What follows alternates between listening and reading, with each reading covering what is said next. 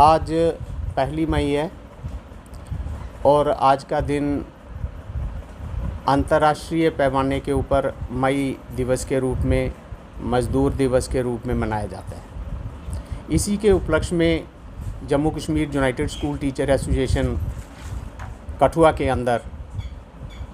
ये international worker day जो है वो सेलिब्रेट कर रही है। और सबसे पहले मैं तमाम सुनते कानों और देखती आँखों को, पूरे कामकाजी तबके को आज के दिन की मुबारकबाद देता हूँ,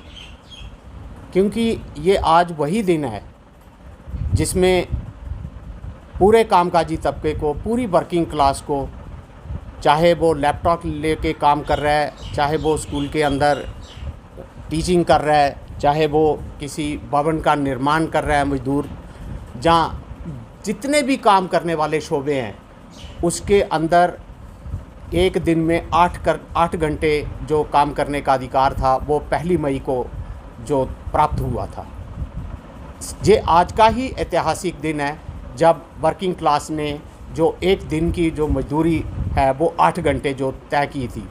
इस दिन के पहले 1 मई 1899 से पहले जो एम्प्लॉयर था वो 10-10, 15-15 घंटे का काम लिया करता था।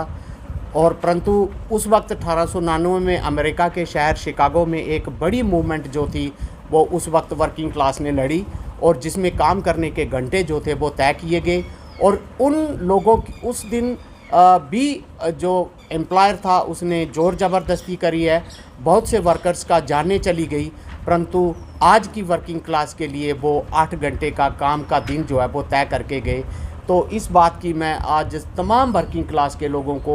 वो जिस मर्जी शोबा से ताल्लुक़ रखते हैं, मैं उन सबको आज के इस अंतर्राष्ट्रीय मजदूर दिवस की सबसे पहले मैं शुभकामनाएं देता हूं, बधाई देता हूं। और उम्मीद करता हूं कि जो वर्किंग कंडीशंस हैं वो आने वाले दिनों के अंदर और अच्छी होंगी। परंतु इसके साथ साथ जो देखा जा रहा है कि आज के जो हालात हैं उसमें जो कामकाज की जो कंडीशनें हैं वो अच्छी नहीं हैं। जैसा कि आपने देखा होगा कि मैं सबसे पहले बात कर लूँ, एक प्राइवेटाइजेशन का जो दौर जो चालू हुआ है, इस प्राइवेटाइजेशन के दौर में हमें दुख होता है कि प्राइवेट सेक्टर के अंदर जितना कामकाजी तबका है उसको जो उजरत है वो उतनी नहीं दी जाती जितनी कि एक रेगुलर को दी जाती है। एक कॉन्ट्रैक्चुअल, मान लीजिए मैं अपने डिपार्टमेंट से बात करता हूँ, एक कॉन्ट्रैक्चुअल प्रोफेसर है, वो भी हमारे बराबर का डॉक्टरेट है, वो उसने भी बराबर का उसी हिंदुस्तान से नेट क्वालिफाई करा है, उसी हिंदुस्तान से उसने गेट क्वालिफाई करा है, उसी हिंदुस्तान की उसने तमाम डिग्रियां जो क्वालिफाई करके आज डिफरेंट कॉलेजेस में, डिफरेंट यूनिवर्सिटीज़ में, डिफरेंट स्कूलों में वो अपनी सेवाएं दे रहे हैं। परंतु जो एम्प्लॉयमेंट का पॉलिसीज़ है उसका असर आज की डेट में इतना हो गया कि उसको मात्र 30,000 रुपया के ऊपर नौकरी जो है वो करनी पड़ रही है। तो ये जो डिटेरिएटिंग वर्किंग कंडीशंस हैं ये तमाम ट्रेड यूनियनों के लिए आज एक चिंता का सबब बना हुआ है। मैं दूसरे इसके साथ साथ भी बात करूंगा कि कितने हमारे इंजीनियरिंग डिपार्टमेंट हैं जिसके अंदर आज डेली रेटेड एम्प्लॉय जो है वो काम कर रहा है, और वो डेली रेटेड एम्प्लॉय जो है वो महज 100 रुपये के ऊपर, 200 रुपये के ऊपर, 300 रुपये के ऊपर काम कर रहे हैं, 300 रुपये के ऊपर काम कर रहे हैं। जबकि इसी मुल्क के अंदर जो मिनिमम डेली वेजर एक्ट है कि 21,000 रुपया उसको तनख्वाह देना है, वो कहीं पे भी उसको 21,000 रुपये की जो मिनिमम उसकी बेजेज़ है वो नहीं बागुजार की जा रही है। तो हम इन सरकारों को ये ज़रूर चेताना चाहते हैं कि जो सर्विस कंडीशंस हैं उनमें इजाफ़ा जो है वो किया जाए, उनमें बेहतरी की जाए, ताकि ये कामकाजी तबका जो है ये सुखी रह सके और अपनी अच्छी सेवाएं जो है दे सकें। मैं इसके साथ ये जो और एक नीति इसके साथ जोड़ना चाह रहा हूँ, जैसे जो नई पेंशन की बात है, सरकार ने जो नई नीति लाई है उसमें तनख्वाहों का एक हिस्सा जो है वो पेंशन के नाम के ऊपर कटता है, जबकि इसी एक वर्ग ऐसा है जिसका तनख्वाह का एक हिस्सा पेंशन के नाम के ऊपर नहीं कटता। तो ऐसी वाली जो पेंशन स्कीमें जिससे आपकी उजरत कटे, तो यूनाइटेड स्कूल टीचर एसोसिएशन को इसकी सख्त तशवीश है। और इसमें हम आज के दिन मांग करते हैं कि एक जैसा जो पेंशन पॉलिसी जो है वो मुल्क के अंदर जो है वो लागू किया जाए, ताकि सारे लोगों को एक ही स्कीम के अंदर एक जैसा पेंशन जो है वो मुहैया हो और किसी का तनख्वाह जो है वो ना कटे, किसी की तनख्वाह जो है वो पेंशन के नाम के ऊपर ना कटे। हम ये सरकार से आज के दिन मांग करते हैं। हम सरकार से आज के दिन ये भी मांग करते हैं कि जितना भी कामकाजी तबका इंजीनियरिंग सेक्टर के अंदर काम कर रहा है उसको मिनिमम वेजेस एक्ट के तहत रख के 21,000 रुपया उसकी तनख्वाह जो है वो फिक्स की जाए, ताकि वो भी अपना जो परिवार का पालन पोषण है वो सही ढंग से कर रहे। हम इसके साथ ही ये भी मांग करते हैं कि जितना आपका कॉन्ट्रैक्चुअल एम्प्लॉयमेंट है वो एक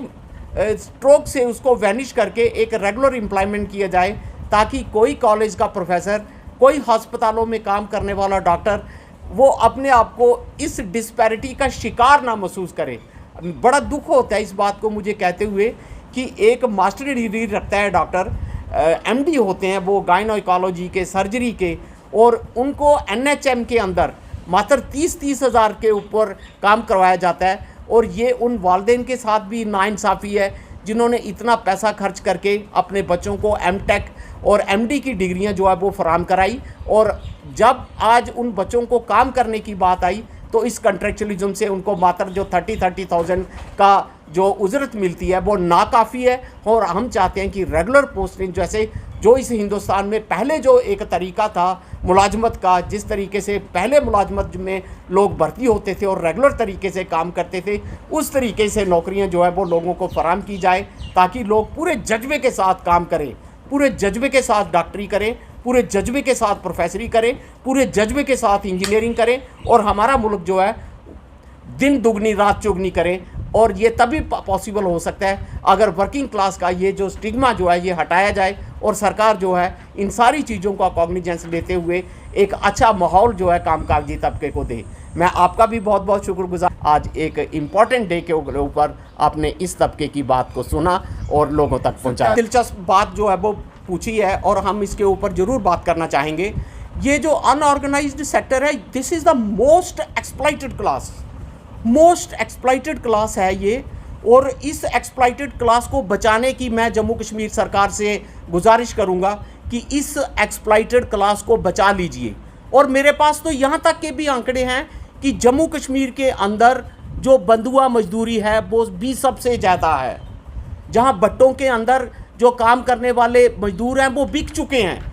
मैं सरकार से गुजारिश करता हूँ कि ऐसी वाली जो वर्किंग क्लास है उसको ढूंढ के बचा के उनको अच्छा मेहनताना दे के उनकी ज़िंदगियों में सुधार लाया जाए।